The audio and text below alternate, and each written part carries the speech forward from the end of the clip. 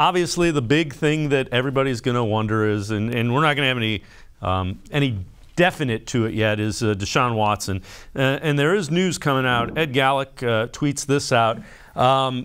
Ongoing civil cases. Judge has ordered the lawyer for accusers, that's all 22 of them, same lawyer, to turn over medical, and documents from experts by Friday from the accusers of the alleged sexual misconduct.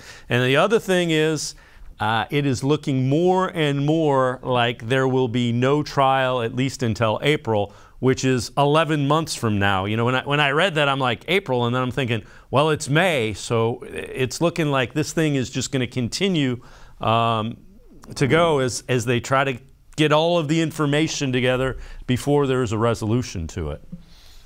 Yeah, the first question is, what does this have to do with, how does this affect if he's going to be available week 1? And we don't know that. The league has made it sound like their investigation is independent. I'm not certain that it is. They may want all the information that comes out of these civil lawsuits and hold off on a penalty for Deshaun Watson. That's still up in the air, in my opinion.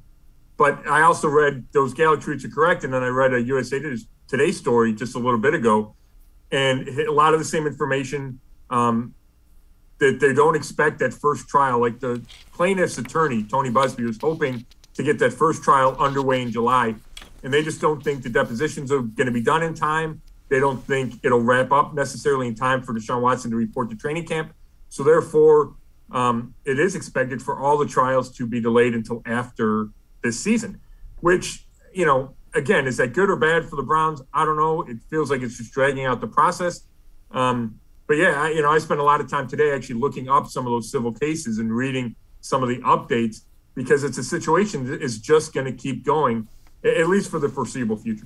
Yeah, and again, the NFL hasn't said when they're going to render that decision.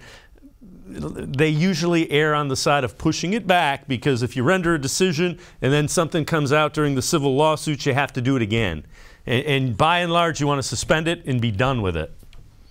Right. That's where I think it is so uncertain, Davis, because could they suspend Deshaun Watson and then say, but we're open to the idea of suspending him for a longer time if we learn more. But, you know, once you suspend a guy, then you can't take it back. So I think it would be hard for the NFL to issue a verdict before they have the information. But it's not an ironclad thing. You look at baseball, and, you know, there's still stuff going on with Trevor Bauer, and baseball was not afraid to issue the 2-year suspension that it did. Yeah, without question. As you said, this is going to continue to go on, and we're going to be talking about this for quite a while.